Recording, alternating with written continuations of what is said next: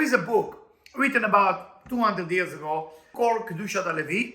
It's by a rabbi by the name of Rabbi Levi Yitzchak of Berdichov. The city that he used to live was Berdichov. And he writes from the portion of Tetzaveh that talk about creating the olive oil. After all, you know that creating an olive oil, I don't know if you ever saw it, you take an olive from the tree, shake the tree, put it down, crush the olive oil come out, that's a pure olive oil. But it's not just for having it on a dinner table. You can actually using that olive oil to light the candle, to light the menorah that used to be in the temple in Jerusalem. So the olive oil is actually within it as the essence, as the energy to bring light to the world. For that reason, there is a verse that says, the candle of God is the soul of a person. For that reason, lighting a candle, lighting the menorah in the temple, all of it is spiritual. It's not just something physical. But what is the point of crushing the olive and everything, olive oil? We know that within us, we have an evil inclination. We have a negative force. And that evil force, unfortunately, seduces us. It brings us different type of lust, different type of wrong love. And he wants us to stop connecting to a big goal and just be busy with our little addiction. This is addiction for food, this one is addiction for anger, this one is addiction for approval. Everybody has some type of addiction.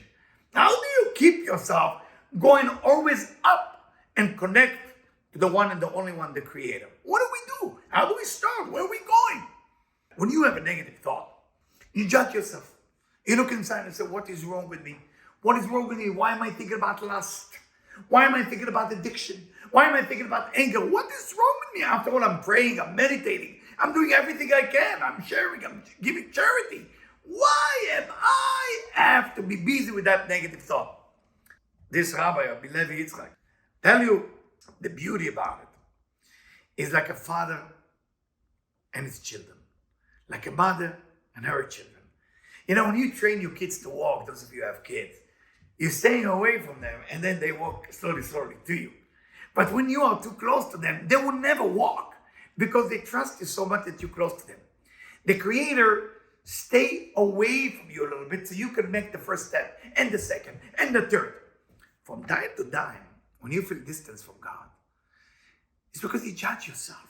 Why you judge yourself? Because you say, out there, somebody spiritual like me can think about lust. Out there, somebody spiritual like me can think about anger. When you are going to that negative motions in your brain, not only that the distance between you and the Creator doesn't solve anything, it doesn't train you to walk better on a spiritual journey, it makes you actually go further away from the source of the energy that's called the Creator. So what do we need to do? You take all those negative thoughts. You take all this jealousy. You take all this anger management problem. You take all this addiction thing. And you ask yourself, why did those thoughts come to me?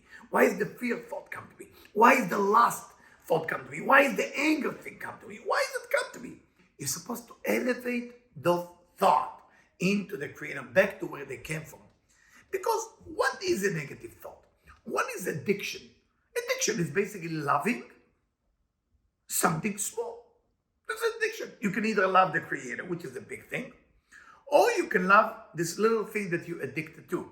You replace this for that. So when you meditate, every time you go into some negative thought and you say, I'm elevating this negative thought back to wherever it came from, because wherever it came from, there is no positive and negative. That's what we're doing. And by doing that, we are actually elevating all negative things to go to where they belong. And I found that to be one of the most beautiful things, because when you pray, you're happy when the prayer goes smooth. What happens if you pray and all of a sudden the negative thought goes to your mind? You hate yourself. You get angry. Why are you getting angry? That negative thought came to you, so you and only you can take the negative thought, wrap it well, and elevate it back to the Creator. Say, God, I just found a thought which is very negative, and I'm sure you can fix it.